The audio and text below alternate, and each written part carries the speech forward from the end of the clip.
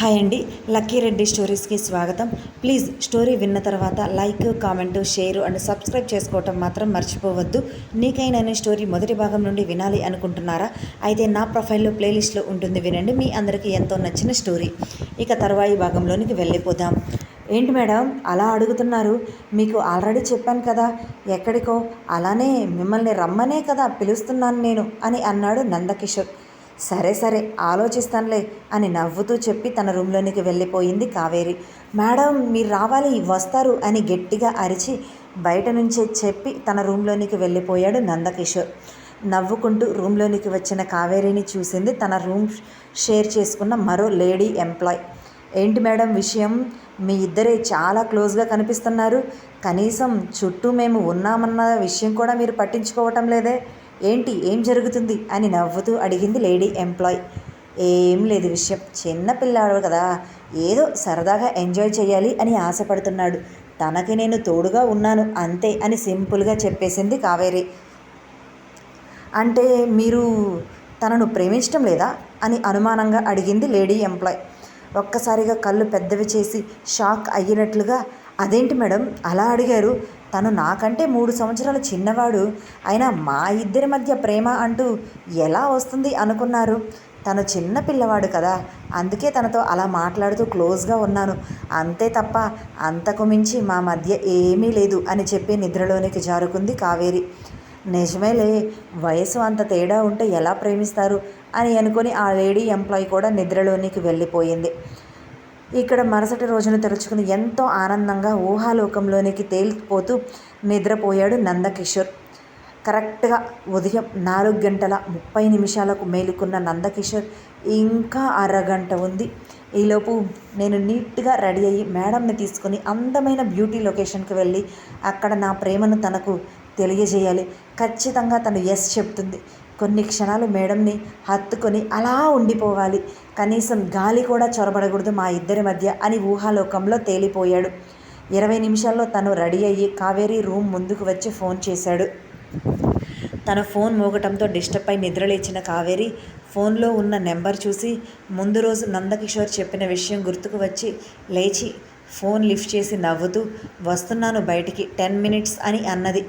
Okay madam, ఎదురు చూస్తూ ఉంటాను. Thank you madam, thank you so much అని బయట నుంచి పైకి ఎగిరి నేలను చేరి అటు ఇటు తిరుగుతూ ఆమె కోసం ఎదురు చూశాడు నందకిషోర్. 10 నిమిషాల్లో ఆమె రెడీ అయ్యి కరెక్ట్గా 5 గంటలు కొట్టేసరికి గడియారం బయటకు వచ్చింది. సింపుల్గా కాటన్ శారీలో రెడీ అయిన ఆమెను చూస్తూ చూపు తిప్పుకోలేక అలా ఉండిపోయాడు నందకిషోర్.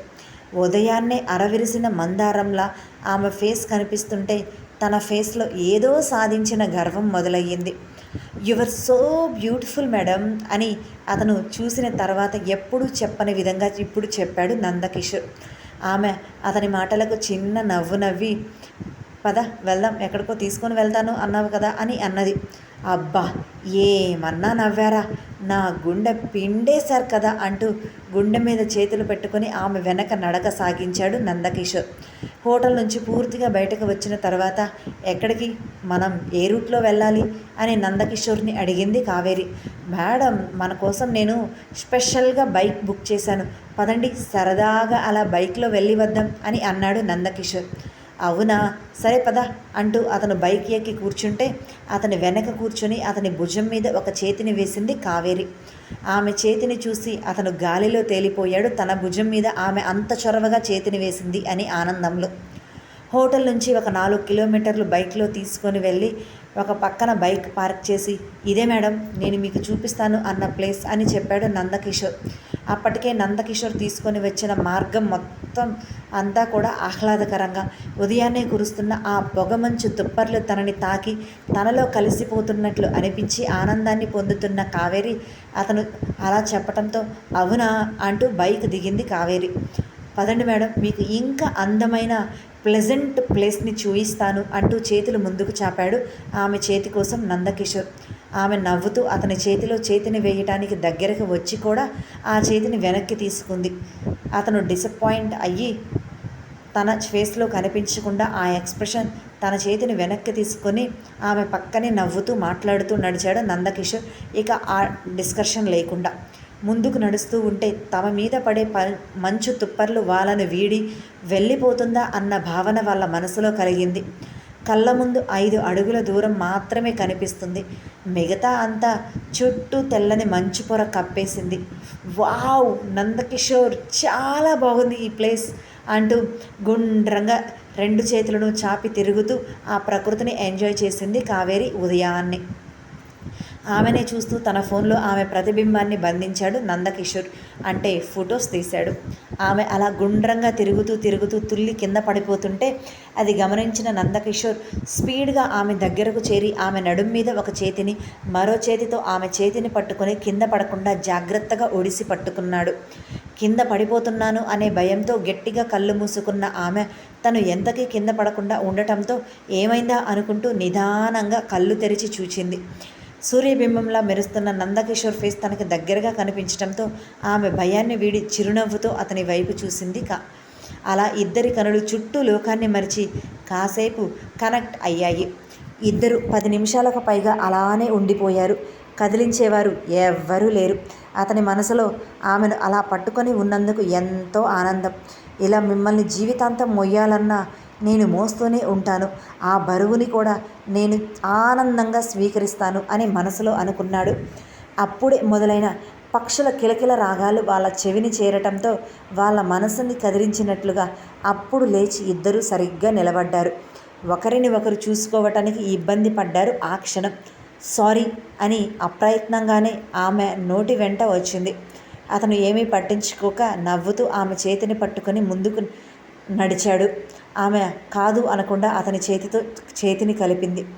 నందకిషోర్ ఆమెను కాఫీ తోటల దగ్గరకు తీసుకొని వచ్చాడు. చుట్టూ పచ్చని ప్రకృతి, ఉదయాన్నే వీచే పిల్లగాలు వారిని తగులుతుంటే మనసు గాలిలో తేలిపోయిన ఫీలింగ్ కలిగింది ఇద్దరికి. మేడం ఇట్రండి, ఇంకా బాగుంటుంది అంటూ ఆ కాఫీ తోటల మధ్యలో నుంచి కొంత దూరం కావేరిని నడిపించి తీసుకొని వెళ్ళాడు నందకిషోర్. ఒక చిన్న పిల్ల కాలువ పారుతుంది అక్కడ. అది చూసిన ఆమె వావ్, చుట్టూ గ్రీనరీ, మధ్యలో ఈ పిల్ల కాలువ చాలా బాగుంది.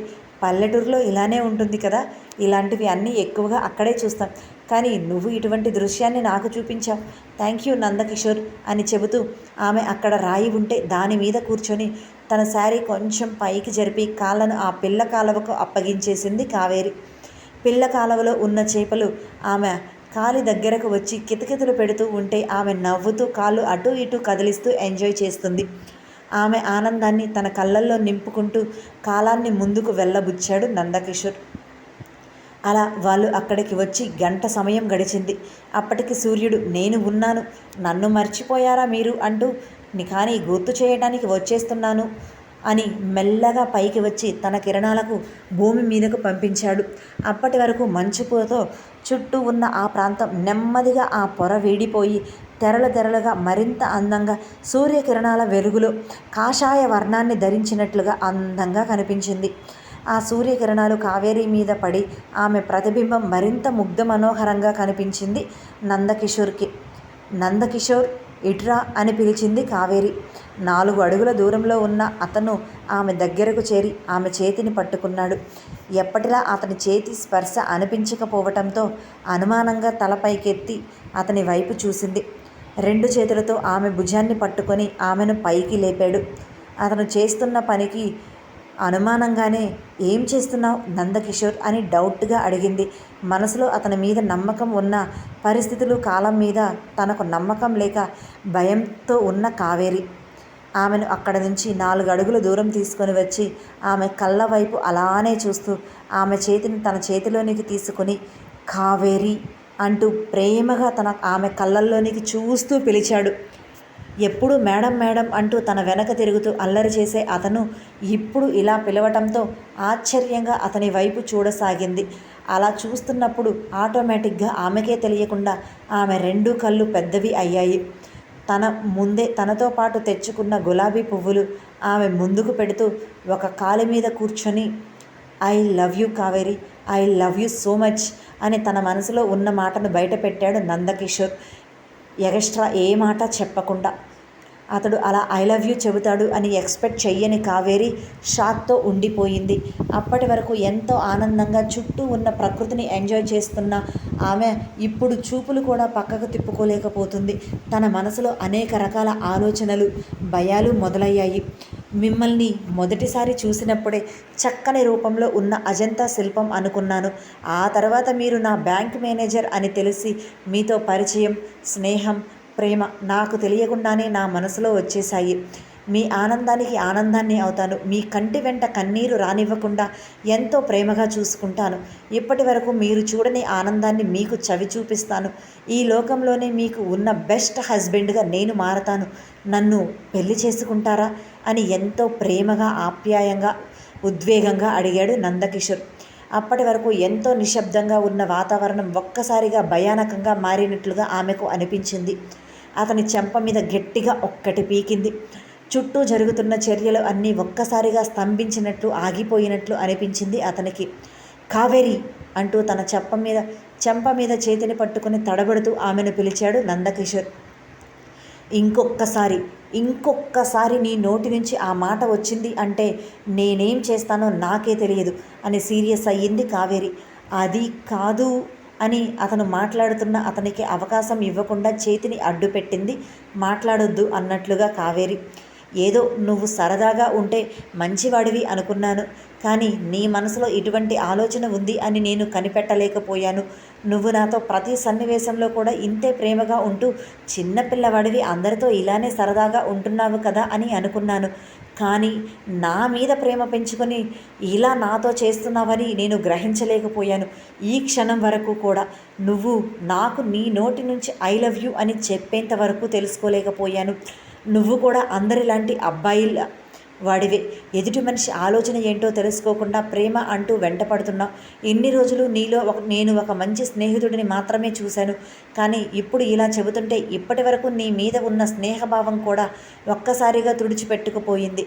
I hate you so much అని సీరియస్గా చెప్పి నిప్పులు కట్టే కళ్ళతో అతని వైపే చూసి 2 అడుగులు ముందుకు వేసింది. మరలా వెనక్కి వచ్చి, నాకు బాగా బుద్ధి చెప్పావు. అబ్బాయిలు అందరూ ఒకేలా ఉండరు అని నేను అనుకుంటూ ఉన్న నాకు కాదు, అందరూ ఒక్కటే. ఆడపిల్ల అవకాశంగా దొరికే ఛాన్స్ ఇస్తుంది అంటే ప్రేమ పేరుతో ఆమెను దగ్గరకు తీసుకోవాలి అనుకుంటారు. అలానే నువ్వు కూడా అదే చేశావు. ఇంకొకసారి నువ్వు నా కంటి ముందు కనిపించావో నరికి పోగులు పెడతాను అని వేలు చూపిస్తూ వార్నింగ్ ఇచ్చి కన్నీళ్లతో అక్కడ నుంచి వెళ్ళిపోయింది కావేరి. వెళుతున్న ఆమెనే చూస్తూ అలా కూలబడిపోయాడు. ఎంతో ప్రేమగా ఆమె ఉంటే తనను ప్రేమిస్తుంది అని అనుకున్నాడు. కానీ ఇలా మాట్లాడి తన మనసును విరిచేసే విధంగా ప్రవర్తించి వెళ్ళిపోతుంది అని అస్సలు ఊహించలేదు నందకిషోర్.